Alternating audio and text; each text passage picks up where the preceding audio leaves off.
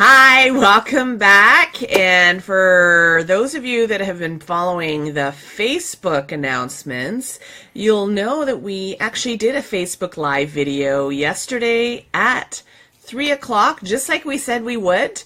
And it was happened? And it was a great chat. I loved it. It was really good. So, and it was magical. We hung around online for about 45 minutes, 50 minutes, and we chatted. We had some great back and forth with people. And then something, well, you know what happened? So Facebook had a freeze frame, and the thumbnail was you, like, looking normal, and then me looking not so normal. Have that. Can't have that. So I closed my eyes, and that was the freeze frame that Facebook chose to use. And so I thought, okay, that's fine. I can go in and I can edit the freeze frame. And yeah, you know what's really great? It's really great to realize that a company with a multi-billion dollar budget has a really awful user interface, because I just wanted to exit out, and I guess I hit cancel, and that deleted the video. And, well, there went the Facebook Live. So here we are talking. There's nobody who's joined us yet. We're 2 minutes in. But I don't take offense to that. Do you take offense to that?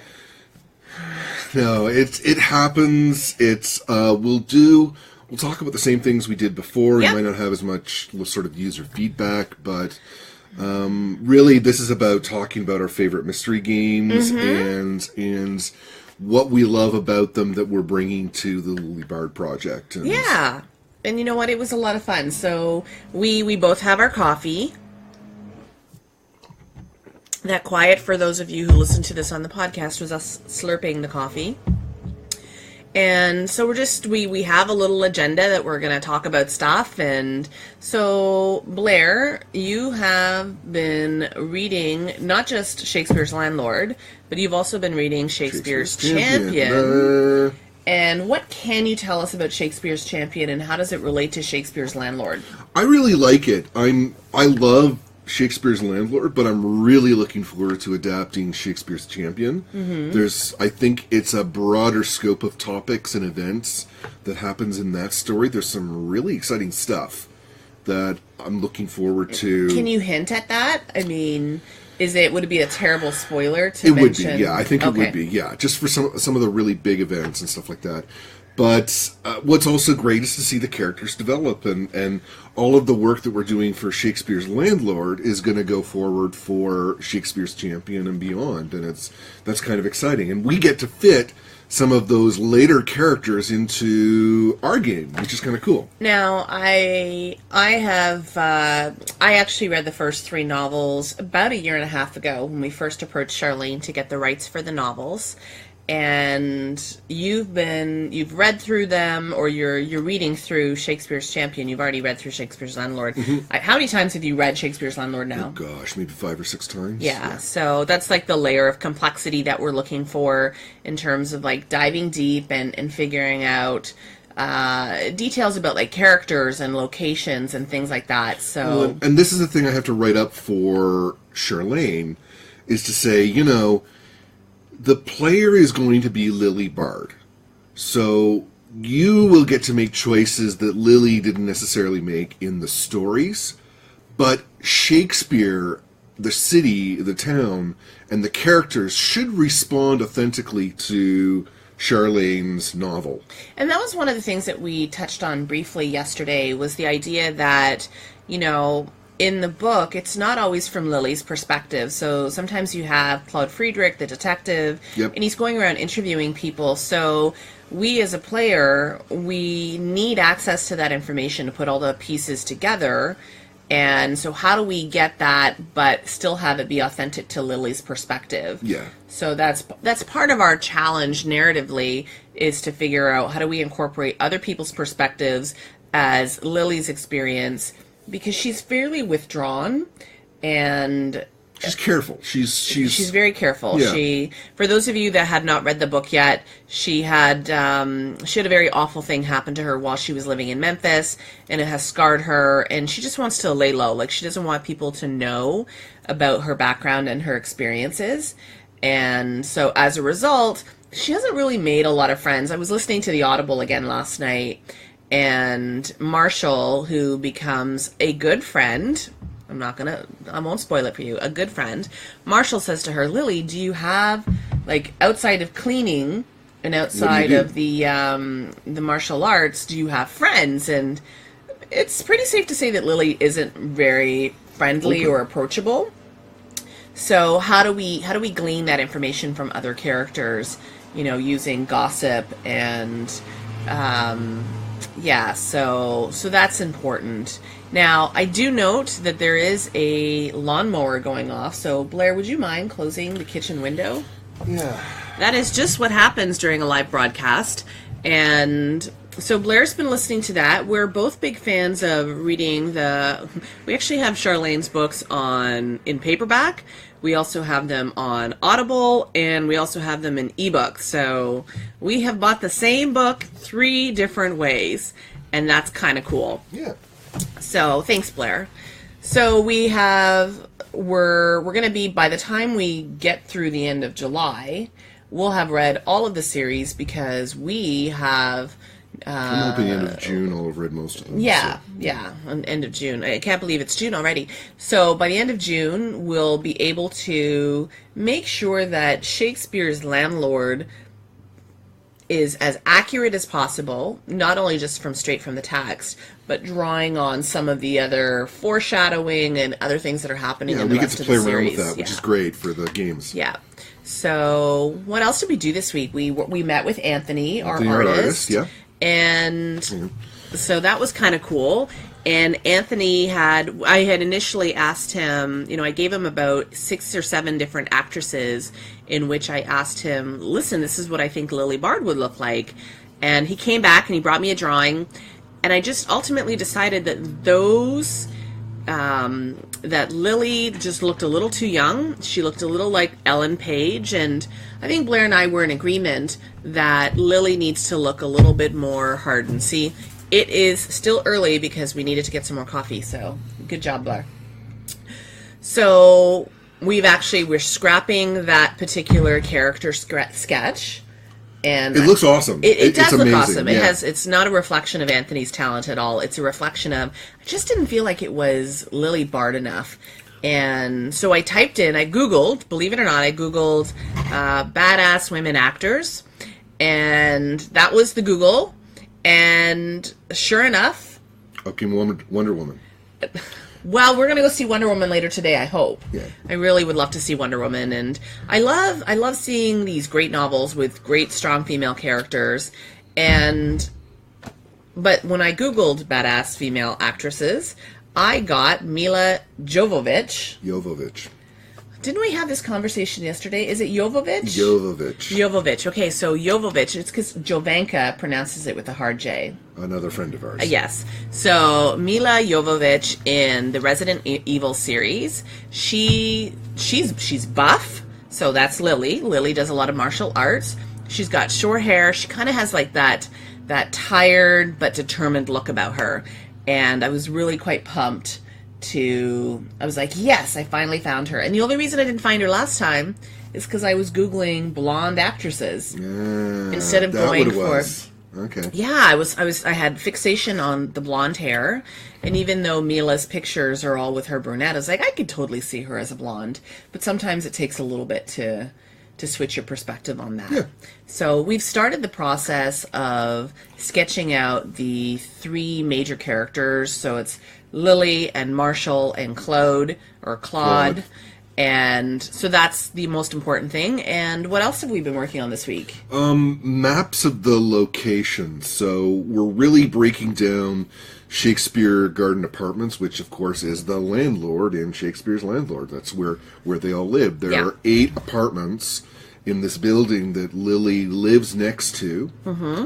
And they all have very similar apartments, but they're just mirrored and flipped around. And then what we get to do as designers is make them into personal spaces. We get to play like Dollhouse with all of these, with all these different characters. Yeah, I mean, like, for example, so we have the floor plan, And, as you go through the text and you read it more and more carefully, you can figure out, who's in so it's 4 apartments on each floor. You can figure out who's in the back, who's in the front, and what, how they all relate to each other, the relation of the apartments. And like, for example, Mrs. Hofstadter's apartment is going to have a formal dining set because she's 85 years old. I said 82 yesterday. 85. So see, I remember. And so she's 85 years old. So maybe in the set decoration, as we're creating her environment, there's going to be some doilies and maybe some plastic covering over her couch. I don't know. Something that an 85-year-old woman in 1996 would have in her apartment. And it's really, I think it's really important to capture the feel of each of those characters in their set, in their environment. So we did that. Tell us about your inspiration for Shakespeare itself. Oh, so I just was reading through the book and trying to do some research and figure out sort of what towns in Arkansas would be there for us to, use as a model. This sleepy Arkansas town. And I found it in Prescott, Arkansas. Okay. Which is an hour and a half. Because she even says. Yeah. It takes an hour and a half to drive from Shakespeare to Little Rock. Yes. So, and it doesn't have to be like that, obviously. Well, and I remember her because Marshall was going to take her out for dinner, and they were going to go to Montrose. So is there a Montrose, Arkansas? I couldn't really see one that was similar. Okay. There might be one or two. Okay. I'll look at that next time. Okay. But and that actually plays into the place where they're going to go to dinner, plays into Shakespeare's Champion as well. I won't give anything away there. But wow, see, it's been a year and a half, and so I feel like I need to go back and reread that. So, and Shakespeare's Christmas is not even set really in Shakespeare, but it has Lily, and it's a really interesting story, and it's so different from the other stuff. It's a fascinating read. I'm looking forward to it. It's a fascinating read. So we mostly wanted to jump on today and sort of give you guys the recap of what we've been working on this week. We also made a decision with the help of Anthony, the artist, to not show you guys any of the developmental art that we're doing because we want to show you the finished product. Now, there was part of me that really, really, really wanted to show, and I think Blair as well, we wanted to show you the progression. So what we're going to do actually is we're going to set up a different series of podcasts. And I think what we're going to do is we're going to set that up on a Patreon, which is, those are like the behind the scenes. That's for people who, I don't know. It's kind of like showing you guys the secret sauce, which I really wanted to do. But we're going to do that in a more... We're going to do a lot of that. We're still going to do that, but we're going to do that in a more private environment. And, so when we get Lily's character nailed as a character sketch, we can't wait to show it to you. But that'll be a couple of weeks out. Because then we get to put expressions on it as well. That's going to be fun. So, but I think you guys will be really excited about the characters that are coming to life. And so, Blair, why are we even doing all of this? Why are we doing all of this? Yes, why are we making a mystery game? Oh, well, I mean, we're big mystery fans, right? Don't you find? I mean, we're trying to... We're murder nerds. Murder nerds. Oh, that sounds awful. It does. It does. But it's true. We are total murder nerds. Murderers. Murderers. Murder nerds? No. Okay. I tried. Mystery junkies. Mystery junkies. Okay. I mean, it was great when we met Charlene to go to BoucherCon. Mm-hmm. That was really great. And we get to see her, at BoucherCon 2017 is in Toronto. Yes, and for those of you that are listening, if you would like an opportunity to meet Charlene or come to our launch party, you'll want to make sure that you go to lilybard.com and sign up to the email list because we're going to have contests this summer. And you may win VIP tickets to the Lily Bard launch party, and you'll get to meet Charlene, and maybe bring some of your books. Yeah, you'll get to meet us and Charlene, right? Hi, Jennifer. Thanks for joining us. Yes, and so you'll want to do that, and you'll definitely want to do that. We are murder nerds. We are mystery junkies, and we watch a lot of, like, if you Jennifer, okay, so Jennifer, while we have you here, why don't you tell us what are some of your favorite mystery books or games or series, TV series, anything that's got a really good hook to it. We'd love for you to chime in. So Blair was holding up a copy of Clue. The limited gift edition. I think we did this for the 50th anniversary. Yes, so we absolutely love Clue. I love Clue. In about 1997, I think it was 97, 98, Blair and I played Clue, the board game, and then we got the computer disc version of the game, and we were just playing it by ourselves.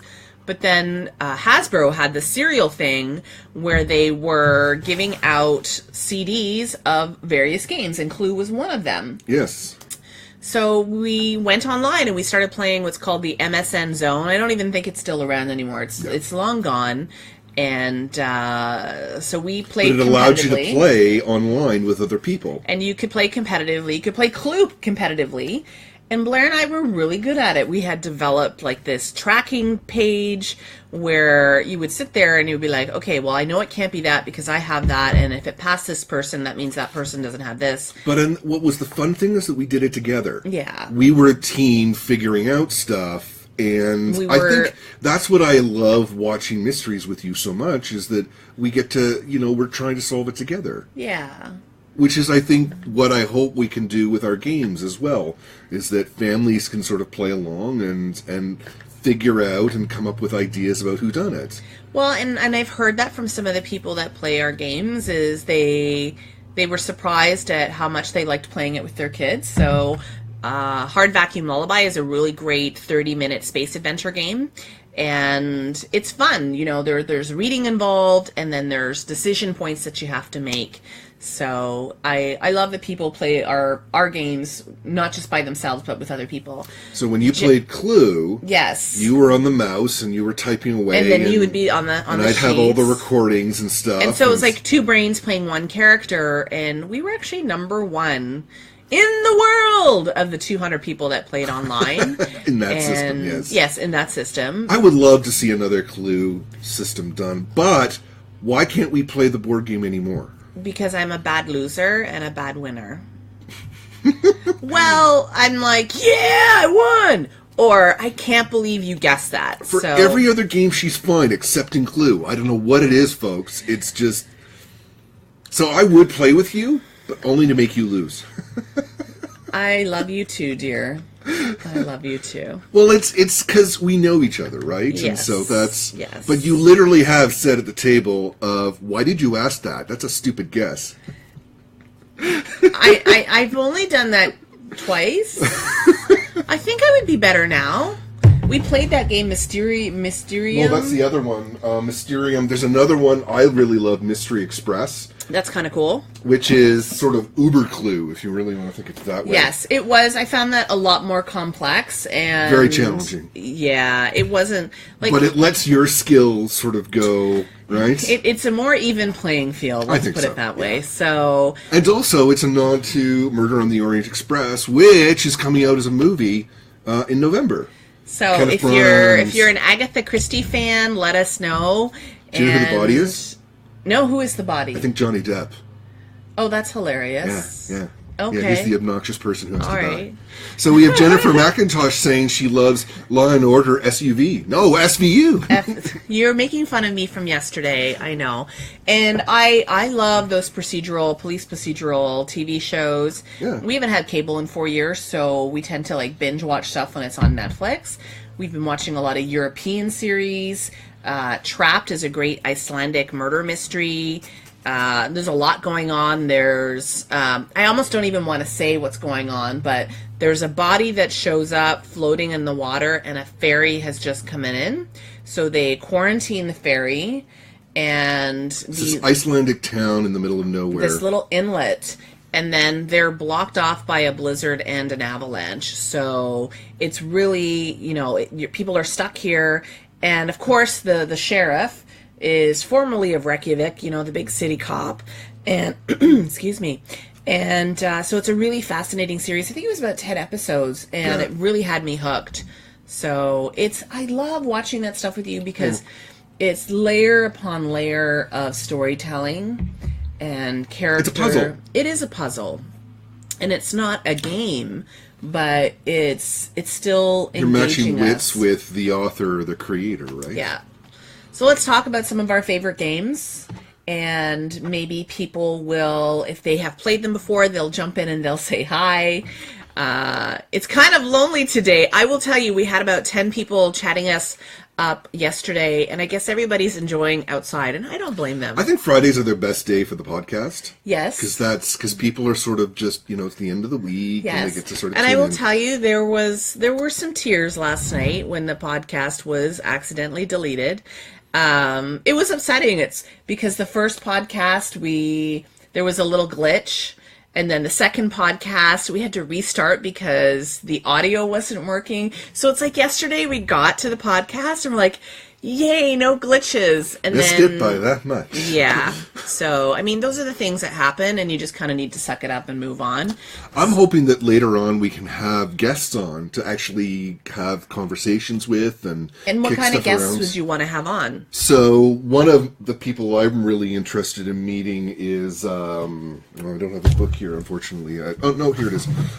Lee Sheldon. Okay. Who wrote this book, and he is a game designer, but he did the Agatha Christie mystery games. Oh, way that's back in right. the Okay. 2000s. And so, actually, and that's something that's been great for me, is to look at, say, something like Evil Under the Sun. Which we watched again on Thursday night. Yeah, so I've seen 2 or 3 different versions of it now, and it's interesting to see how a game takes an actual existing mystery text and, do they do the exact same killer? How do they play with it to make it challenging for somebody who knows the story, right? And that's something we got to deal with. Yeah, absolutely. And we have been talking about that. I think we touched on it a couple of times in the previous episodes, but there is a determined killers, and we'll leave that vague, but there's a determined outcome in the book. And there's going to be a percentage of people who've read the book that decide that they also want to play the game because they want to see the visual of Shakespeare. But how do we make it interesting for people who already know who done it? Yeah. And so that'll be an interesting thing. When I was a kid, I wanted to adapt Murder on the Orient Express, as that turned it into a computer game, even when I was young. And then I read the book, and and if you know the secret behind the story, it was like, well, I can't adapt that. That's not fair. Have I watched it? I don't know, honestly. Okay. I read the book. It's great. It is that classic, there's interviews of all of the different suspects, and they're all trying to figure out sort of, when stuff happens. I would say that I wasn't a particularly deeply literate child growing up. Like, we didn't read a lot of anything other than Sweet Valley High. That was sort of like the stuff that we had in our household. I was a book reader. We weren't Nancy Drew or Hardy Boys people. That's not... People Magazine and National Enquirer was... But you've come so far. I've come so far. Let's focus on the positive. So, yes. National Enquirer. I read a lot of National Enquirers. I could write some great stories about aliens. Oh, dear. Yes. Who are some of your favorite writers right now, mystery writers, that you might want to call out to? I would love to say that y'all should read some Philip Harris. He's a great speculative fiction writer. And I don't know if he's really dived into mystery just yet, but... some of the stuff is mysterious, right? It's, I would say it's more sci-fi-ish or like post-apocalyptic. And then one of my absolute favorites recently is S.G. Redling. Oh, yeah. And she's just... Or S.D.? S.G. SG. I always SG. get that mixed up. So S.G. Redling, that's Sheila Redling, and she has some really great books. I particularly love, like, if you're looking for a compelling thriller, I would check out her Danny Britton series. That's DANIBRITTON. And it's really good. And when I read that for the first time, I was like, this has got to be a movie. So we've been talking, and I think that there might be a game coming out from her. We met her at BoucherCon, We did 3 years ago. So we're super excited to be seeing her again in person in a few months. Yeah. So there's some really great people out there who are writing great, compelling books. And that was always the fun of like working through an Agatha Christie story, is that she builds in these wonderful puzzles that you have to figure out, and that's what I love watching with you when we're playing along at home, right? Right. Well, and let's just circle back and let's talk about some of our favorite mystery games and some of the mechanics of those and how we'll be incorporating them. I'd be very curious to know. You can leave it in the comments, even if after you watch the video, we'll still reply to your comments. Is, what kind of, for those of you that are fans of the page, are you already playing games? What kind of games are you playing? Are you playing social games on Facebook? Like Blair used to work for the people that made Farmville and a lot of those like clicky kind of games. And well, hey, you know what? 30 million people played Farmville and it brought them a lot of joy. Yeah, no, I agree. I mean, when it was at its height, I mean, Cityville, another game that I worked on. Cityville and Castleville. 20 million people great. a day. I mean, yeah, Castleville was such a sweet game. It was. And the music, I love the music. Yeah. So, let us know the kinds of games that you're playing. We're really quite curious about that. And if you've played story-based games before or mystery games, we'd love to know what it is that you love so that we can make sure that we incorporate some of those mechanics into our game. So what was the games that we got into that we got playing together? So back in 96 when I first met you, I can't remember if we started playing games right away together or if it was like the following year. It was a year or so. But I remember playing, Tex Murphy games with you and Gabriel Knight games, the Black Dahlia. We were sharing yesterday on yesterday's episode that it came in an 8 CD pack from... Six CDs. Thank you. 6 CD pack from Electronic Boutique or GameStop, the equivalent of. And so we were playing this game, really into it. It was great. It was one of the better story games for its time. And it's based on an actual case, too. Yes. So if you don't know the Black Dahlia, It was like, we're really into it. And then we go to put in disc 5 of 6... And it's destroyed to the point where the CD-ROM would not read it. It would not read. And there were no replacements of that game. So imagine watching a movie and then the third reel dies. And it's just like, it left such a bad taste for me. Yeah, that's too bad. And they didn't have any replacement copies of it. And it was disappointing. I would have liked to have finished that game. It is very unsatisfactory. Unsatisfying. That's it.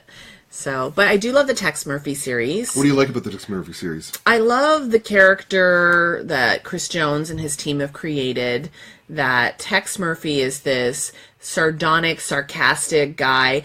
And even when you, say you're playing a game and you, hover over a coffee cup, you'd be like, I would drink the 2-day-old stuff. Do you know, his sarcasm is in... The wit is very strong. It's very well written. And, I mean, that's... If we could even capture a bit of that magic, I mean, I would consider that a big win. That, I would... when you set out to do this 3 years ago, because One More Story Games and this idea of Story Stylist, the game engine that you've architected and designed... that this is your baby. It's always been your baby. I just consider myself like the evangelist to your vision. And when you set out to do this, our focus really was, how can we make it easy for other people to make Tex Murphy-like games? Or something like that. Yeah. Minus, or story games. Yeah. How can you tell stories online? And because we want writers to get paid. I was seeing all the obscene amounts of money that was going through Zynga and thinking, well, why can't a published writer get a piece of that? Exactly. And if they had their own word processor typewriter to be able to, to create their stuff and then publish it online, why not? And isn't that crazy? So that's part of the reason, and that's part of the reason why we're doing the whole video series and turning that into podcasts, so that if you don't want to look at our faces, you can just listen to us. But mostly we want to take people behind the scenes and show them the care and thought that go into deconstructing a novel. Because for some of you, you've already written a novel or a novella, and it's... Or maybe you've got ideas for a novel. And how do you deconstruct that? How do you assemble that? And how do you create a living, breathing world out of that? Yeah. So Tex Murphy, you know what? If somebody at the end of, when we published this Shakespeare's Landlord game, if somebody said that it gave them the feeling that they were playing kind of like a Tex Murphy game, I think that to me would be like the highest compliment. Well, and even then, I mean, just to bring Charlene's work to life, and all of the authors we've worked with have all been very excited at the results. I mean, try playing Mandatory Upgrade or Danielle's Which is on Inferno. our website. Yeah. Both of those are on our website. Yeah. So that was, that's the goal. It's just to really have that, bring those worlds to life. Well, let's just touch on Mandatory Upgrade for a moment. So that was written by Chris Tehor, and it won Game of the Year last year in Toronto. And I will say from a mechanical perspective, it's the closest thing to what we're going to see for Charlene's game. Yeah, I think so. So you have your character. Something has happened. You are going to investigate and interact with objects, but also with people. Mm-hmm. And as you talk to people and have conversations with them, additional topics will be unlocked. So you might have a conversation. So say I'm the player and you're an in-game character. I'm having a conversation with you. My conversation with you might trigger a topic, or it might even unlock something that I can go and talk to another character about. So from a mechanical point of view, Mandatory Upgrade would be a great example of what you can expect from Charlene's game. And even then, to bring the town of Shakespeare to life, because that's what Charlene describes, is that it's this small town, and word gets around. And to be able to create that kind of that knock-on effects of having asked a question or given information to a character, that then ripples throughout the town. Mm-hmm. To really bring that to life. I mean, we're in a small town of sorts, Yeah, well, our small town is 147,000 people. So but it's smallish. It feels like a small town sometimes. Yeah. It's certainly not Toronto with its 3 million people in the GTA. So... Gabriel Knight. Gabriel Knight. I loved Gabriel Knight. That was written by Jane Jensen, who coincidentally worked on the first Charlene Harris game, which was a hidden objects game with one of the characters from the Two Blood universe, the Sookie Stackhouse universe, and which most people know from the True Blood. Yes. Right. But they're two very different things. And by the way, if you look on the timeline, you'll find this really interesting article that I posted a couple of days ago. Charlene was talking about how, your written work is very different from what gets adapted in TV. And so True Blood's very different from the Sookie Stackhouse universe. And I think fans are eagerly anticipating Midnight Texas, which comes out. I am, very much so. Yeah. And I think that's July the 29th on NBC. So we'll watch that streaming on our computer and we'll talk about it. Yeah, we'll definitely talk about that. Yeah. So we would love your insights and input. Nancy Drew.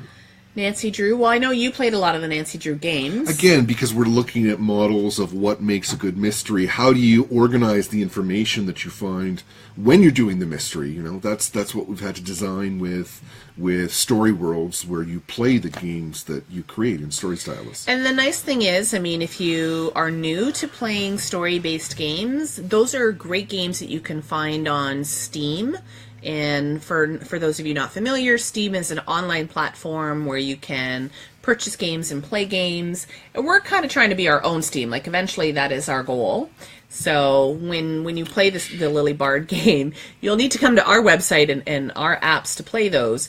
But if you want to sort of give yourself a primer, I would highly recommend the Tex Murphy series and the Gabriel Knight series and the Nancy Drew games. Yeah. So... other stuff that I really liked and I didn't get a chance to talk about yesterday were some of the interactive fiction games. Okay. That really, I mean, so Infocom. Right. Obviously, yes. Zork was obviously their big game that they're well known for, but the fourth game that they released was a game called Deadline. And it, in a lot of ways, set the standard for mystery games moving forward. It was amazing for the time. You had all of these different suspects. It was like you were stuck in the Clue mansion, just try to go around and figure stuff out. And the other thing that happened in there that was really interesting is that time passed. Right. So there's a will reading, I think, at 12 o'clock. And if you want to be there for that to sort of see the reactions of the characters.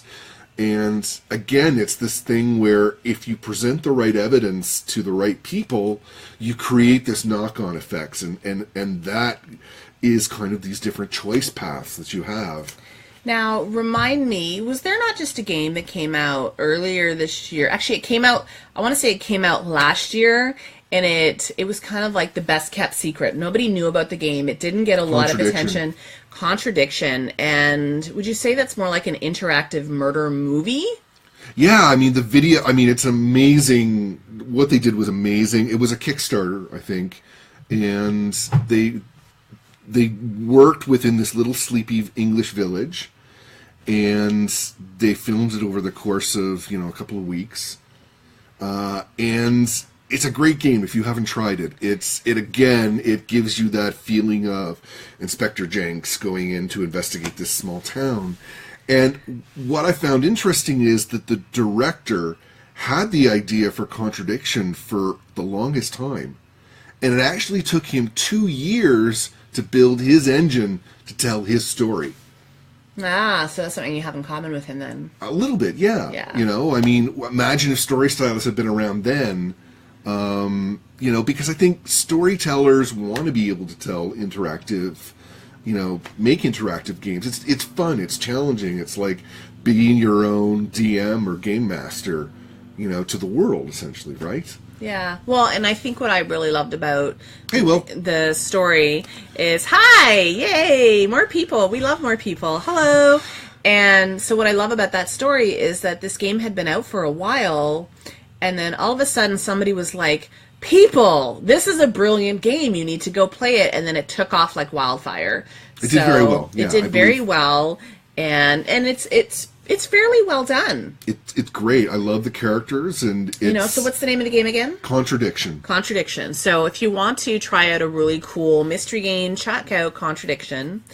And, at the end of the day, what we are working really hard to do is to take Charlene's world and Charlene's words and make sure that we are, and we really want each of you to play, whether you've read the book or you've read some of her other novels, but we really want you to feel like you're at home in a Charlene universe. Yeah. Solving along with your friends and family, right? Yeah. So another game I just sort of want to draw attention to, if you haven't tried, Sherlock Holmes Consulting Detective. This is a game that actually was done in the 1980s as well. And this is a reprinting of it. Okay. But again, this was a lot of the style for our world story stylists, where you investigate this map or this city, and moving around, you find these text clues that you read out. And so you as a family work around the table, or friends, to solve this mystery. Mm-hmm. The only thing about those games is that once you know the solution, you're done. Whereas if you have a computer running things, it can tell you that, well, you figured part of it, but you missed some other stuff. Well, and then there's that replayability, right? Because once you know that's, I think, the failing of a lot of those board games is once you know the solution, that's it, it's over. Right. You've got to get this constant content going. Well, and that makes mandatory upgrade very different from the rest of our content, because if you try to solve mandatory upgrade before you've unlocked all of the information that you need, then it will say, sorry, you're not ready to solve the mystery. And then at the very end, it'll be like, okay, well, who did it? How did they do it? And what was their motive? Yeah.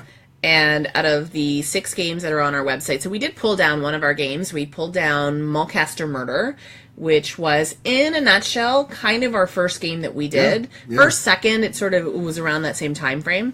And it was a short 20-minute game that we had created with story stylists, set in our hometown of Barrie. And it was a murder mystery. And, after having some thought to it, it's like, I don't feel comfortable having the central character that was murdered was a homeless man, and it ended up that another homeless person killed him.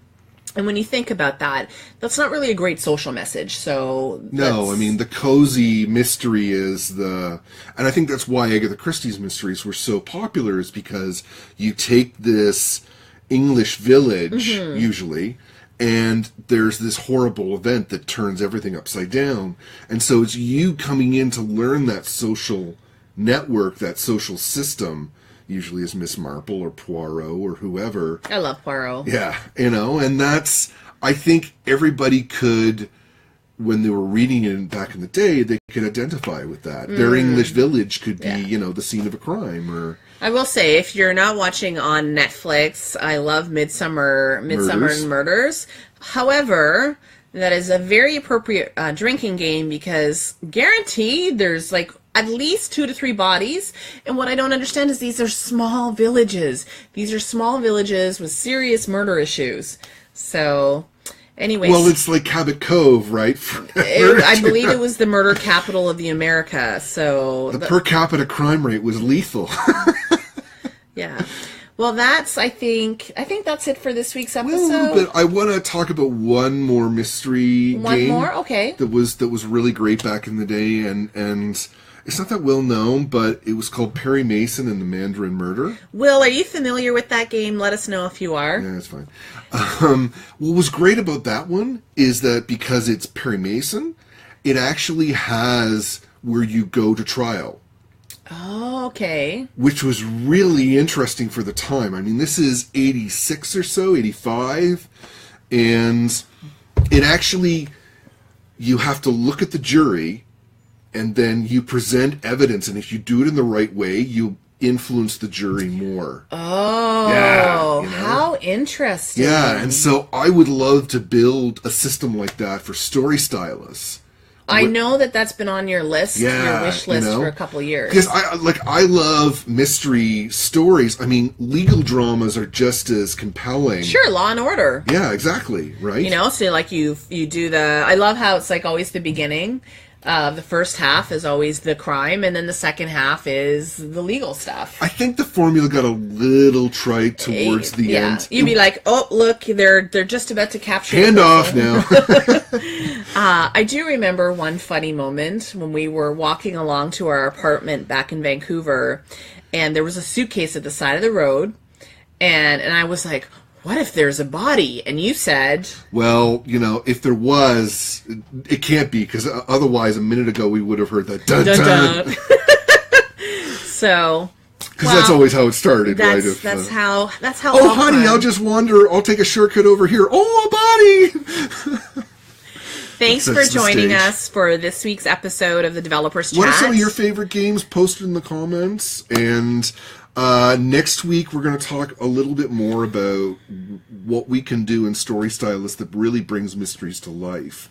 And how we're bringing Charlene's game to life. Absolutely. Because, they're really interested in Charlene's game. No, that's true. But, I mean, to sort of know ahead of time just sort of what are the mechanics that we'll be using and some of the stuff that we're figuring out as we design. So maybe we could talk about entities, like the items and locations in a different way next week. Maybe some of the conversations and all that. Yeah, that'd be great. All right. Well, thanks very much for tuning in. And off to Wonder Woman. Yeah, off to Wonder Woman. I hope you have a great week, and we'll see you next Friday. Thanks, Cheers. guys. Bye.